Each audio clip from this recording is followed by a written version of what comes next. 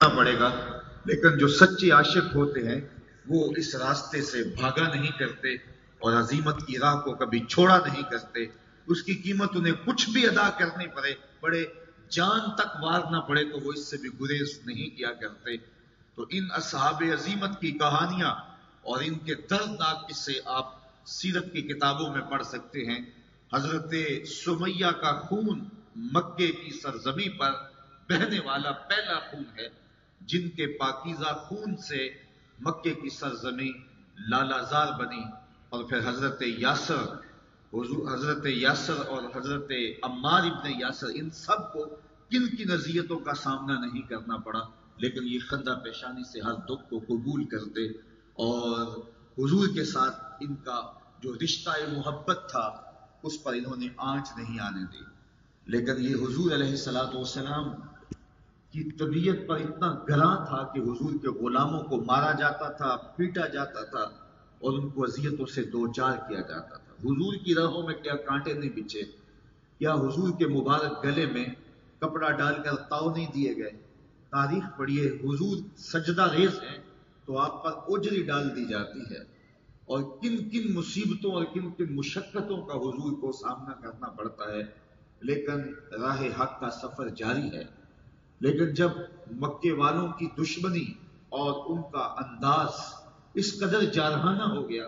تو اللہ کے حکم کا انتظار تھا کہ اللہ کا حکم آئے اور ہم شہر مکہ چھوڑ جائیں.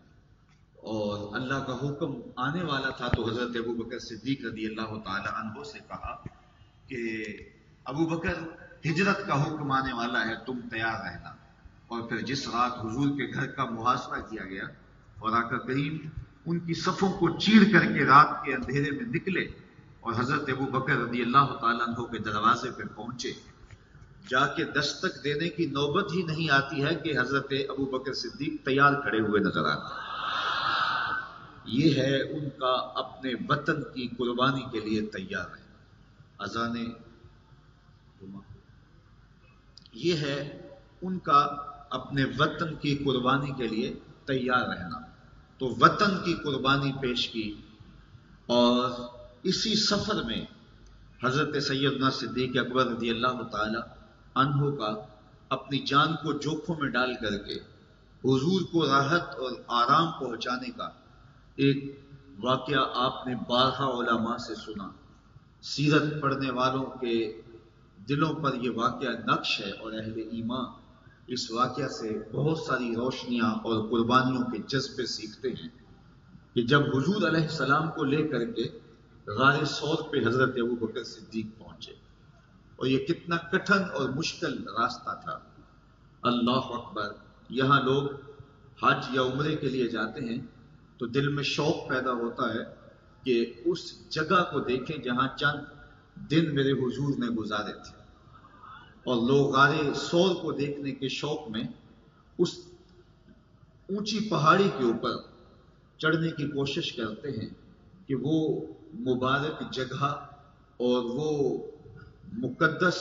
مقام دیکھ لیا جائے جہاں حضور کے انفاس کی خوشبو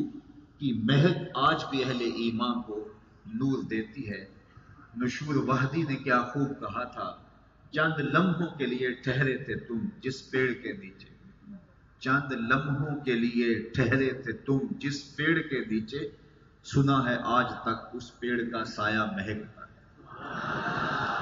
تو آج بھی اس غار سے مہک پھوٹ رہی ہے اور خوشبوئیں نکل رہی ہیں. انفاس پیمبر کی خوشبو سے آج بھی وہ غار معطر ہے. تو اس غار کو دیکھنے کے شوق میں کشاں کشاں لوگ کہاں کہاں سے آ کر کے وہاں اس پہاڑ پر پہنچنے کی کوشش کرتے ہیں. اور میں نے دیکھا ہے کہ بہت سارے لوگ تو اس کی اونچائی کو دیکھ کر کے چڑھنے کی ہمت ہی نہیں کرتے، اور کچھ لوگ تھوڑا دور جا کر کے پھر واپس پلٹ آتے ہیں. اللہ اکبر. اور جو اس غار تک پہنچنے میں کامیاب ہو جائے وہ اپنے آپ کو خوش نصیب سمجھتا ہے.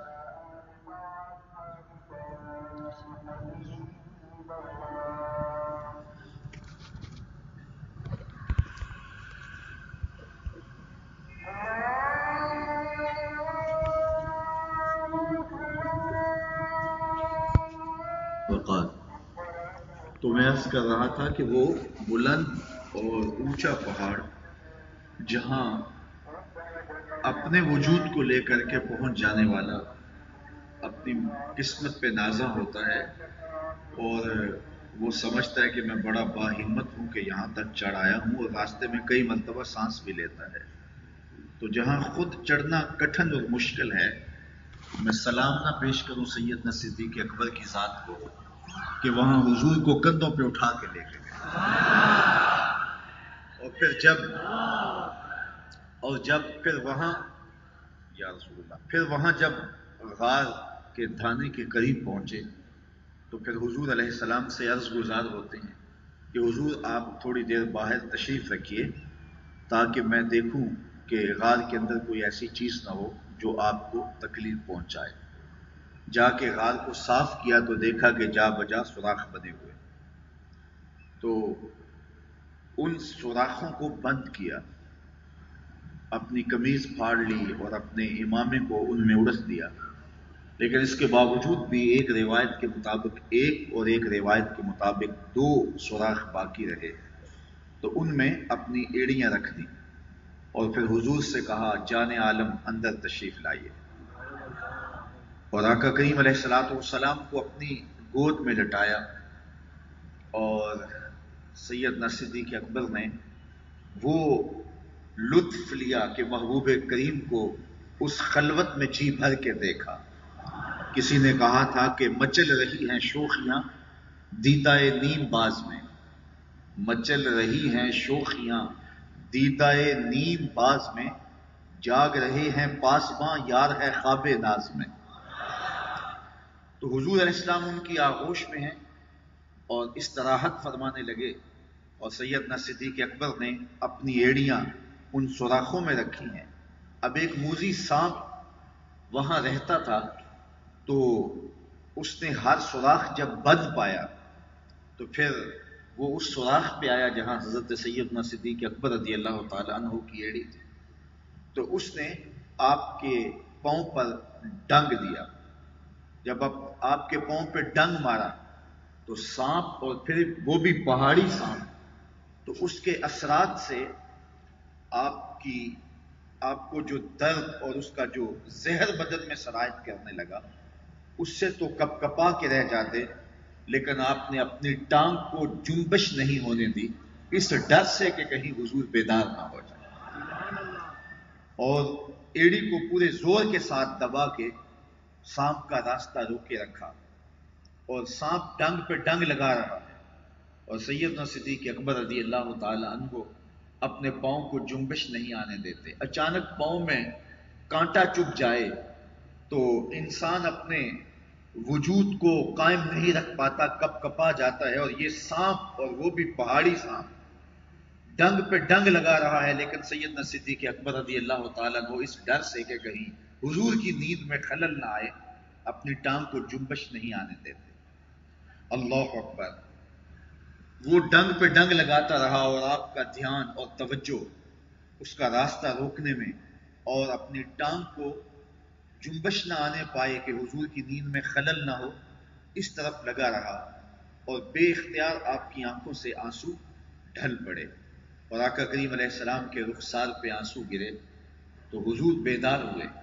اور بیدار ہوتے ہی آقا کریم نے فرمایا ما لک یا ابا بکر، ابو بکر کیا ہوا؟ تو جب اچانک صورتحال ہو تو پھر انسان کسی سے جب مخاطبہ کرتا ہے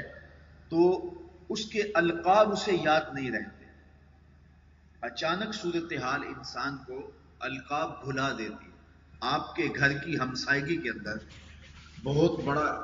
شیخ الحدیث رہتا ہو، بہت بڑا عالم رہتا ہو، بہت بڑا معتبر شخص رہتا ہو، جس کا نام آپ القابات بیان کرنے کے بعد ہی لیتے ہو، لیکن آپ کے گھر میں کوئی مسئلہ ہو گیا، کوئی چور گھس آیا، کوئی آگ لگ گئی،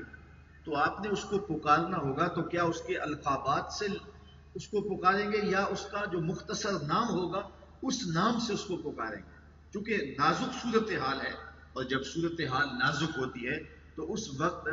لمبے القابات چھوڑ دیے جاتے ہیں، اس وقت صرف بمشکل نام ہی زبان پہ آتا ہے، لیکن ذرا محبت کی یہ انوکھی داستان بھی دیکھیے، پیار کا یہ عجیب رنگ بھی دیکھیے۔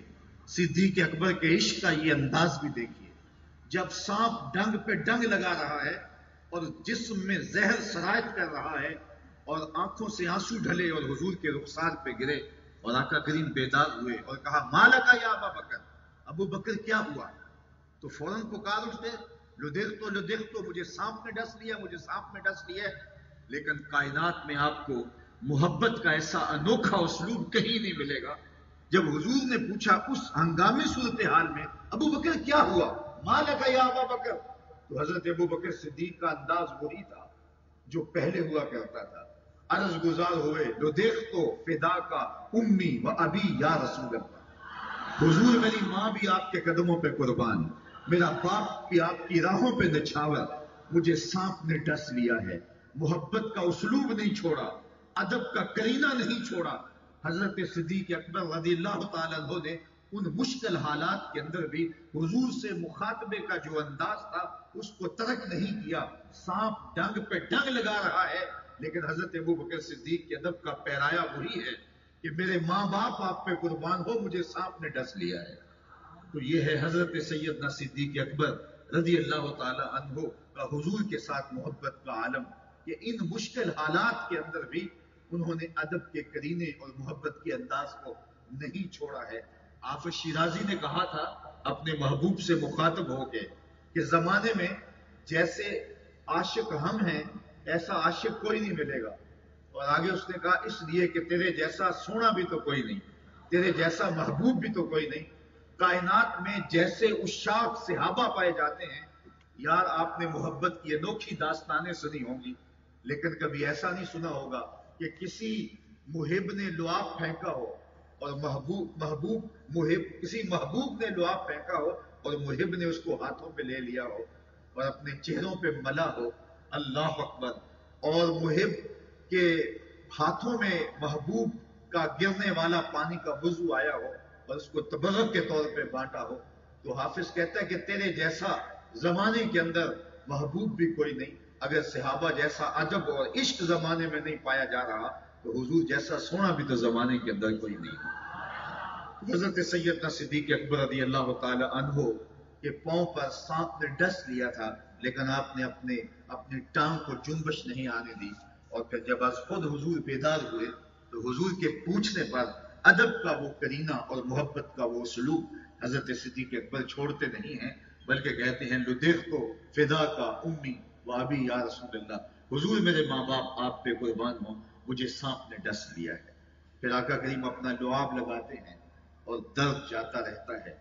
तो हजरत सैयदना सिद्दीक अकबर वतन की कुर्बानी पेश करते हैं तो एक लम्हा का तामुल किए बगैर,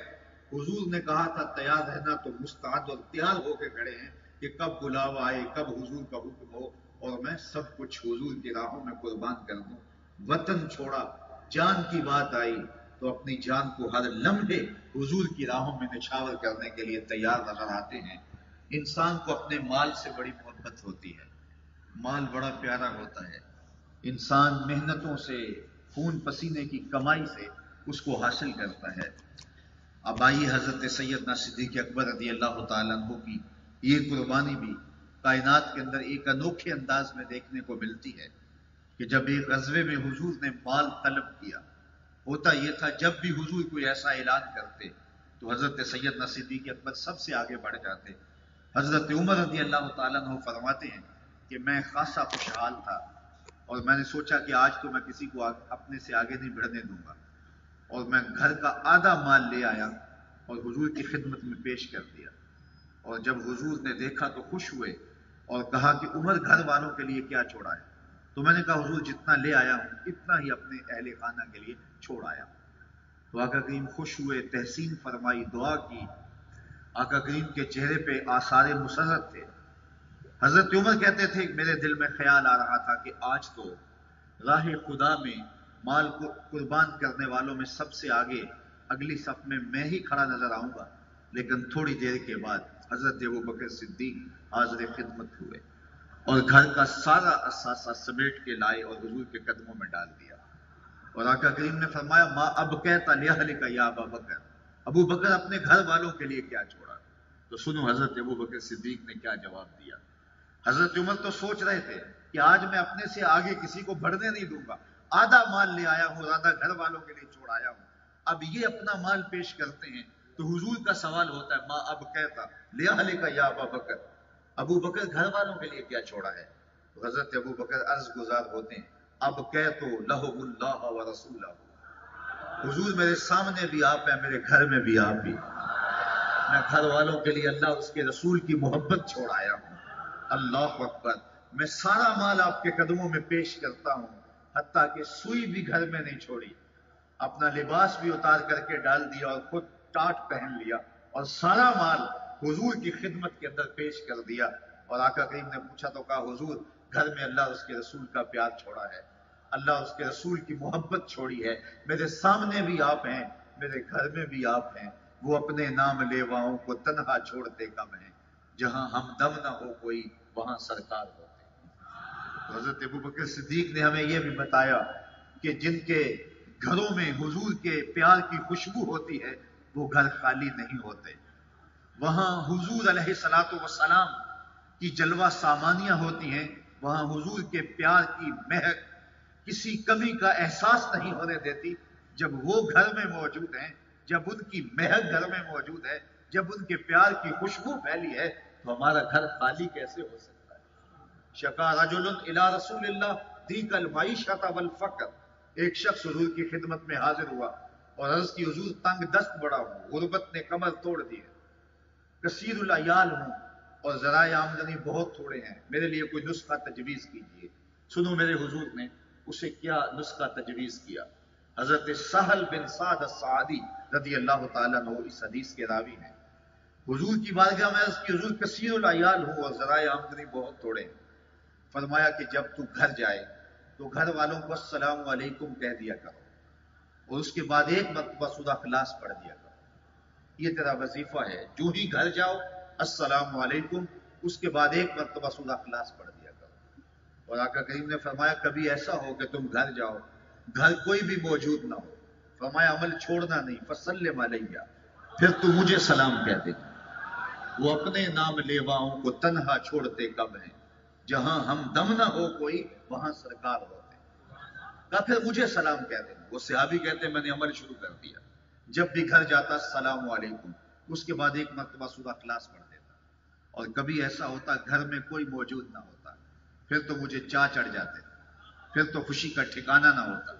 پھر حضور کی بارگاہ میں سلام پیش کرتا اور اس کے بعد میں سورہ اخلاص پڑھ دیتا۔ کہتے ہیں اس عمل کی برکت سے میں نے تو امیر ہونا ہی ہونا تھا، حتی افاد اللہ جیرانہ، یہاں تک کہ میرے ہمسائے بھی امیر ہو گئے۔ حضرت صدیق اکبر بولے اب کہ تو لہم اللہ و رسولہ، میرے لیے اللہ اور اس کا رسول کافی ہے۔ اللہ اکبر۔ تو مال کی بات آئی تو سارا مال حضور کے قدموں میں پیش کر دیا۔ انسان اپنی اولاد کے لیے اپنی جان سے بھی کھیل جاتا ہے، لیکن حضرت سیدنا صدیق اکبر کی یہ کہانی بھی کتنی دل آویز ہے۔ پہلی بات تو یہ سنیے کہ یہ سیدنا صدیق اکبر رضی اللہ تعالی عنہ کو اعزاز حاصل ہے کہ آپ کی 4 پشتیں صحابی ہیں، اور یہ شرف صرف آپ کو ہی نصیب ہوا ہے۔ آپ کے والدین، خود آپ کی اولاد اور اولاد کی اولاد، 4 پشتوں کو اس شرف سے ممتاز کیا گیا۔ لیکن ابتدا میں آپ کے والد بھی اسلام نہیں لائے تھے اور آپ کے بیٹے بھی اسلام نہیں لائے تھے، تو جب بعد میں اسلام لے آئے تو ایک دن گھر میں بیٹھے بیٹھے بات ہوئی تو آپ کا بیٹا عبد الرحمن بن ابی بکر آپ سے عرض کرنے لگا کہ ابا جان، بدر کی جنگ میں آپ میری تلوار کی زد میں آ گئے تھے اور اگر میں چاہتا تو آپ کا سر قلم کر سکتا تھا، لیکن میں نے سوچا کہ میرا باپ ہے، میری تلوار جنبش کرے گی تو سر میرے باپ کا کٹے گا، تو اس خیال نے میرا ہاتھ روک لیا، اور اگر میں چاہتا تو آپ کو قتل کر سکتا تھا، آپ اس طرح میری تلوار کی زد میں تھے۔ تو انہوں نے وہ ماضی کی کہانی سنائی، تو حضرت سیدنا صدیق اکبر کا جواب کیا تھا؟ کہا بیٹا تو کافر تھا اس لیے تو نے مجھے چھوڑ دیا، کاش کہ تو میری تلوار کی زد میں آتا اور میں تجھے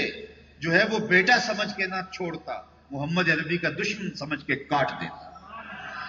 تو یہ تھی ان کی محبت اور یہ تھا ان کا پیار اور حضور علیہ الصلوۃ والسلام کے ساتھ ان کی وابستگی۔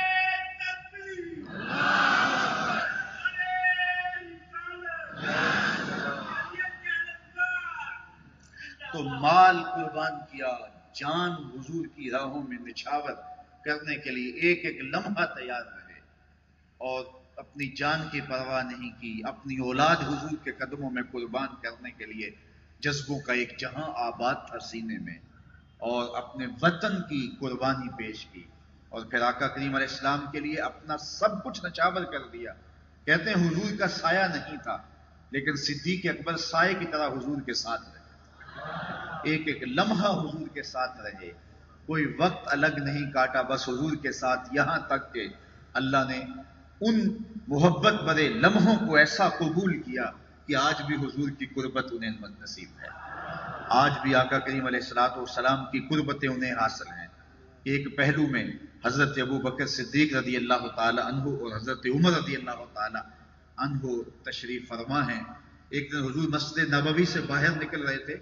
دائیں ہاتھ میں ابو بکر کا ہاتھ تھا اور بائیں میں حضرت عمر کا ہاتھ تھا، اور ایسے باہر تشریف لا رہے تھے، آگے سے کچھ لوگ آئے تو ان کو دیکھ کے کہا ہاکذا نبعث یوم القیامہ، ہم قیامت کے دن قبروں سے یوں ہی اٹھائے جائیں گے۔ اللہ اکبر، ایک ہاتھ میں ابو بکر کا ہاتھ ہوگا، ایک ہاتھ میں عمر کا ہاتھ ہوگا۔ تو حضرت سیدنا صدیق اکبر نے ساری زندگی آقا کریم علیہ الصلوۃ والسلام کے ساتھ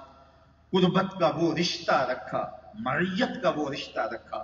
کہ جو انتقال اور وصال کے بعد بھی نہیں ٹوٹا۔ حضور کے وصال کے بعد حضرت سیدنا صدیق اکبر رضی اللہ تعالی عنہ کی زندگی بہت زیادہ کٹھن ہو گئی تھی، اور حضور کی جدائی کا صدمہ انہیں توڑتا تھا اور ان کا کلیجہ پگھلاتا تھا۔ جن کے بغیر ایک لمحہ بھی نہ گزرتا ہو، ان کے بغیر زندگی کاٹنا کتنا مشکل ہوتی ہے۔ آپ جانتے ہیں حضور کے وصال کے بعد حضرت بلال شہر مدینہ چھوڑ کے چلے گئے، کہتے تھے ان گلیوں میں اب حضور دکھائی نہیں دیتے۔ اللہ اکبر، وہ داریہ میں جا کے سکونت پذیر ہو گئے تھے، شام کے ایک قصبے میں۔ اسی طرح صحابہ کی عجیب حالت تھی حضور کے وصال کے بعد، اور عجیب عالم تھا ان کے درد کا، اور عجیب کیفیت تھی، بلکہ وہ اونٹنی جس پر حضور سوار ہوا کرتے تھے وہ حضرت فاطمہ کے دروازے پر سر رکھ کے رویا کرتی تھی،